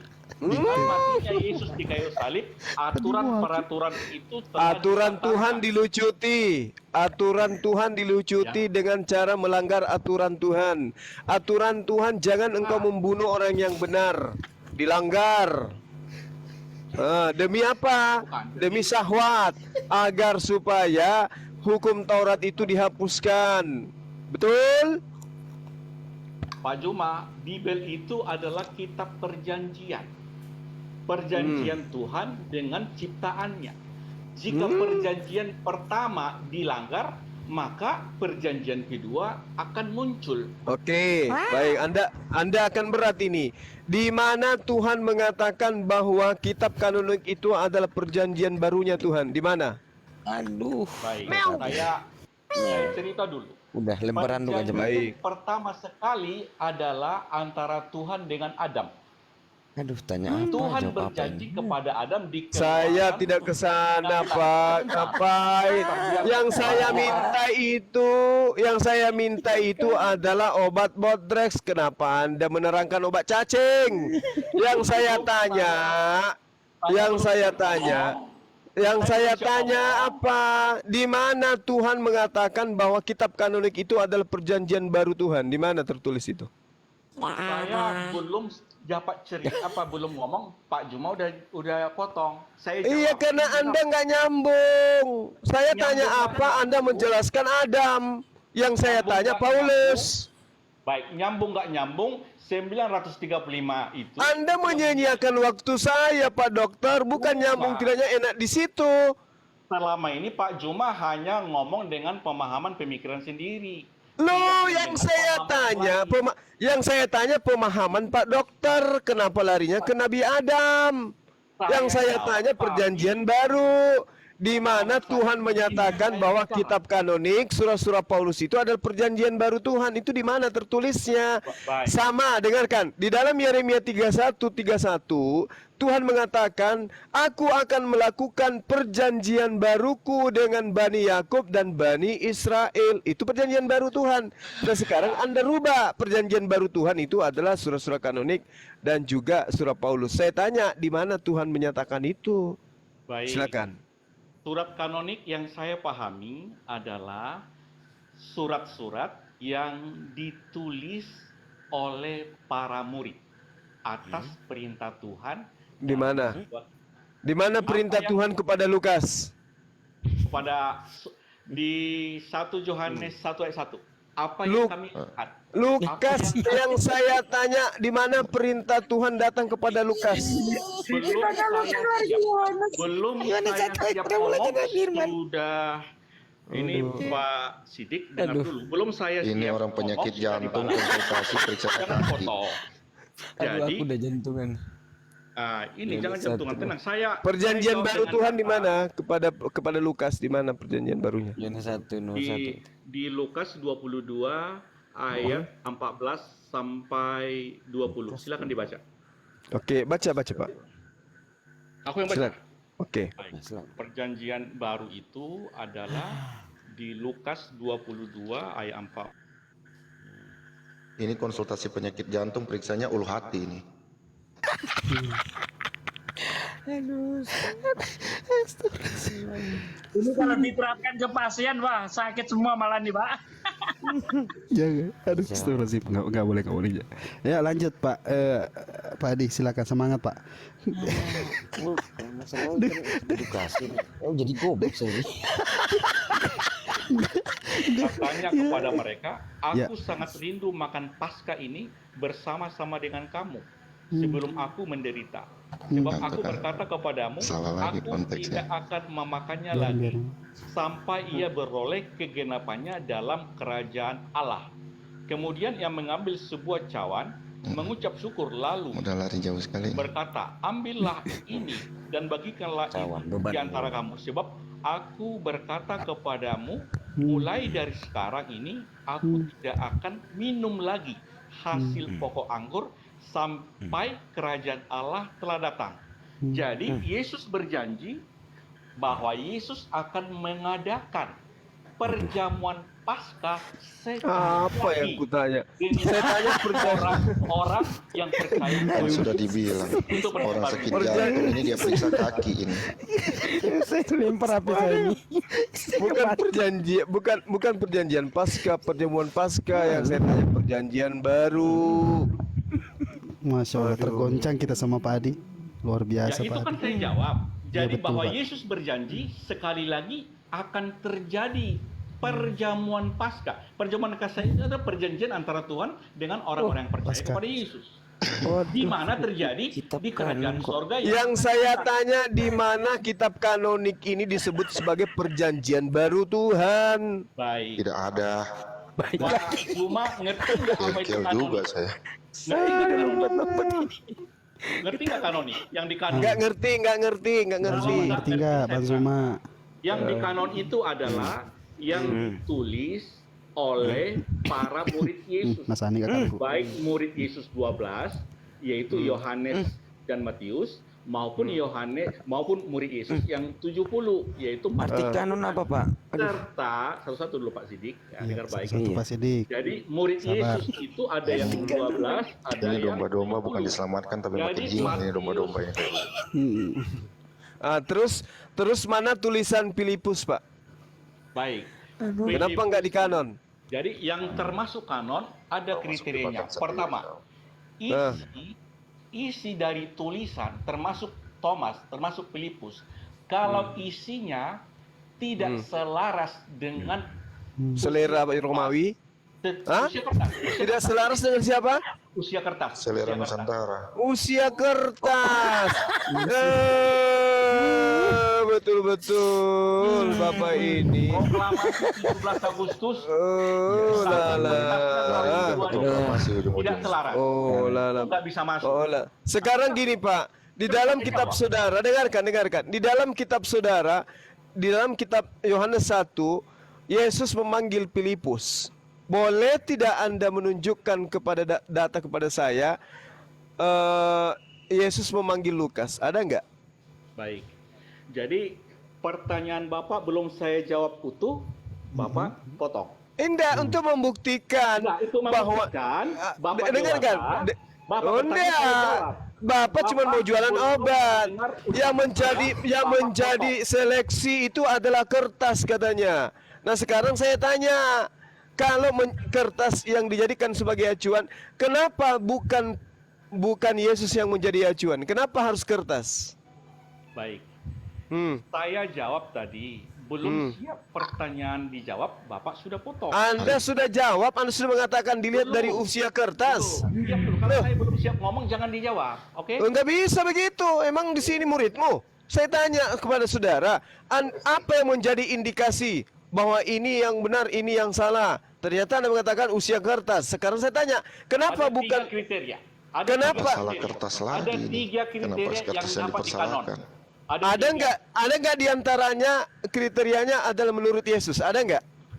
Dengar dulu, saya menjawab. Izinkan saya menjawabnya, ya kan? Ada nggak menurut Yesus di antara ketiga ini? Udah 918, dari 1000 tadi udah turun. Iya, karena orang capek supaya dengar Pak ilmu- Dokter. Supaya orang bisa mendengar ilmunya, saya Ilmu jawab ada apa? 3 hal. Ada tiga nggak di hal. antara ketiga itu menurut Yesus? Dengar dulu, Dengar dulu. supaya ada 3 poin yang harus Ini dibawa saya heran, kesalahan 918 kertasnya orang. di mana ya? Yang pertama, Iya. Pertama kertas, kedua tinta. semua murid Yesus Ujung-ujungnya melihat, ATK ini. mendengar, menulis setiap peristiwa-peristiwa itu di dalam kertas atau log, ya. Ya, Lalu, kalau begitu kenapa Lukas? Kalau begitu kenapa Lukas diloloskan sementara Lukas itu melakukan Ada penyelidikan? ada 3. Saya jawab 3 dulu. Jadi sabar. Jadi sabar. Tiga Bang Suma. Lukas sabar menulis, katanya. Lukas bukan Yahudi, Pak. Dokter. Sabar. Kalau sabar, ya ilmu kita dapat. Ada Iya, 3 Lukas hal. bukan Belum Yahudi. sampai 1 udah langsung dipotong. Iya. Kalau sabar Betul. ngeyel kita dapat, itu yang betul. Aku Sabarnya udah lama sabar, kagak peduli. ada sih sabar. Betul teman-teman, kalau ya, sabar kalau pedih begitu dulu Pak cuma didapat. tanya sendiri, jawab sendiri deh. Udah, saya keluar aja. Bapak nggak Iya, begitu. ilmu Anda ini nggak ada, tapi harusnya dari Hati-hati di tadi jalan, Pak Dokter harusnya bilang tadi, oh saya nggak ada kapasitas untuk menjawab. Jangan Anda lari ke sana, lari ke sini, tapi yang disampaikan nggak ada poinnya terhadap pertanyaan. Yesus memanggil Filipus dalam Yohanes 1. Filipus ikutlah denganku. Di dalam Kisah Para Rasul 8, Filipus memberitakan Injil Yesus. Kenapa Injil Yesus tidak diloloskan pada saat konsili? Nah, mending kabur. Hati-hati di jalan, Pak. Kalau kejenggal balik lagi gitu. Pak Samuel, monitor Pak Samuel. Oh iya, Kanon dulu Pak kok bawa saya. kertas ini. Saya Pak, saya temannya Pak Samuel, ada apa? Oke, dilanjut teman-teman sekalian dilanjut. Saya ini. Ini bikin Pak, kopi saya dulu, cuma kopi. mau nanya. Siap, Bro. Ini Siap, Bro. Pak Handi, saya cuma mau nanya, apakah salahnya kertas ya? Terus tiba-tiba ujung-ujungnya ke proklamasi. Saya bingung. Ya menurut buku yang sebelum saya rilis, ya memang sebelum saya tulis. Tatang Suparman. Paham gue ini. Paham gue ini buku. Tatang Suparman. Ada di sebelah kanan pojok atas tulisannya itu. Ya itu, di sana itu. Ayo, Bingung saya. ya mau naik. Pak Samuel, monitor Pak Samuel. Masa Ya, saya hukum temannya Taurat Pak jadi Samuel, undang-undang ada apa? IT? Kenapa Bang Andi? Saya temannya Pak Samuel, ada apa? Oh, ini di Ada bawah ini. ada tomat, ada cabe gitu. Allahu Akbar. Padahal mau tanya tadi tentang Sebenarnya anak- simpel, jawabannya tadi itu simpel sebenarnya. Cuman dia itu memposisikan diri dia itu ke satu sisi jurang gitu. Jadi dia mau maju nggak bisa, mundur dia nggak bisa dia. Dia bertahan terus, dia defense Kayak judul terus. Dia. film dong, maju kena, mundur kena. Nah itu, Dono Kasino Indro. Karena kalau dari Ananias tadi kan dia kan katanya dia melihat Yesus ya. Padahal di dalam Yohanes 5:37 kan tidak bisa dilihat, kan gitu. Tidak bisa dilihat. Nah, di situ kan Tanya sama Pak Dokter gini, Pak Dokter, kenapa saya sakit kepala? Ya karena ada bodrek. Ya bodreknya yang disalahin. Kagak, itu sama kayak ada cerita. Orang ini mengeluhkan dia setiap minum kopi sakit mata. Dia datanglah ke dokter. Ternyata ujung-ujungnya si dokter kasih resep dia dikasih resep itu obat sakit kepala. Ternyata yang ada bininya langsung ngomong, kamu yang bego, kamu minum Ini masih kopi. live loh di YouTube. Pak Gong masih live di YouTube nih. Sorry. Ah itu keceplosan. Terlalu gue keceplosan. Jadi begini ya teman-teman ya. Jadi saya simpulkan tadi, saya sih pendengar yang baik begitu ya. Asik. Ya, siap. Kesimpulannya adalah menurut buku yang belum saya rilis. Kan Tatang Suparman. Kesimpulannya Bang Andi. Ya, gimana Pak De? Ya kan? Proklamasi itu Ketika sudah ada ditulis, orang itu tidak kesimpulannya. mampu menjalankan hukum Taurat, bukan orangnya yang disalahin, hukumnya yang disalahin. Gitu. Tadi saya mau ngomong gitu Pak De. Makanya hukum harus dihapus. Go green, Kan naik, tadi- go green. Tadi kan Seharusnya saya ketika sudah ada kasih orang tidak clue. mampu Mesjid Oten, Mesjid Oten. Kalau orang tidak Iya, mampu mantau dari menjalankan tadi. hukum, dia yang kena hukum. Masa gara-gara kita nggak pakai helm, ya kan? Nggak pakai Yang SIM, disalahin polisinya helmnya. yang ditilang kan aneh. Nggak pakai helm, nggak pakai SIM, polisinya yang disalahin. Iya yang ditilang. Tapi yang Kan paling lucu parah kayak itu, gitu. yang paling parah itu kalau orang nggak pakai motor dia pakai helm. Nah betul, cakep. Astagfirullahaladzim. Tadi lagi minum saya masuk dengerin Gimpe dulu dengerin astagfirullah. Dengerin Gimpe. Basah semua meja ya Allah. Dengerin Gimpe dulu. Jadi kesimpulan nih, Pak Samuel mau bicara. Astagfirullahaladzim. Nah, Bro Samuel, shalom. Silakan. Lanjut. Salam Pak Samuel. Ya, izin saya turun ya Bang Samuel, Bang Handi, Iya, benar kok. Bang Juma, semua saudaraku ya. Iya, Mohon iya. maaf kalau ya. Lah. ya. Mohon maaf apa Pak? Bapak nggak ngomong apa-apa udah. Enggak apa-apa. Kena. Iya, Ngomong dulu, Pak. tadi, ya. Iya siap Pak, siap. Makasih Dia minta banyak ya maaf. Pak ya. Dia minta maaf karena dia tidak pernah bicara gitu loh. Oh, Oh. siap Pak, siap. Tadi saya cuma menjawab tadi di Galatia 3 ayat 13 sama makna dari Galatia 13. Siapa tahu Tadi. Bapak bisa menjawab semua Pak tadi pertanyaan Bang Kalau Zuma. dia 13 saja. nggak apa-apa. Silakan Pak. Ya. Coba saudaraku dalam kasih Yesus Kristus coba dilurusin yang tadi coba. Silakan. Saya ilmuku belum sampai di situ kayaknya Bang. Insya Allah. Nah ini Bang Gubat ngapain nggak dukung Pak Dokter Adi tadi? Enggak. Justru ini lebih gentle. Dia langsung ngaku. Nah, itu Ketimbang dia tanda-tanda. muter-muter. Nah, soalnya saya kalau mau adu argumen sama Bang Zuma ndak mampu. Kita ilmu Bang Zuma itu jauh sama kita. Jadi saya mohon maaf. Masya Iya, Allah. Lebih bagus begitu Pak. Siap saudaraku. Sehat-sehat selalu saudara. Bang Handi, Bang Zuma ya. Mohon maaf siap. semua ya. Ya, Ya, sama-sama saudara. Ya. Ini kayaknya Pak Samuel ada tanda-tanda nih. Tanda-tanda. Tadi malam kan saya turun Bang sama Bang Gubat Handi. jangan ada tanda-tanda ini. Iya. Bang Handi ya, selamat malam Bang Handi ya. Bang Zuma. Ya, Pak Samuel. Guru hamba guru yang besar ini, guru yang paling memang saya sangat muliakan nih Bang. Siap. Ya. Saya follow ya Bang. Ya, Pak Samuel. Ya.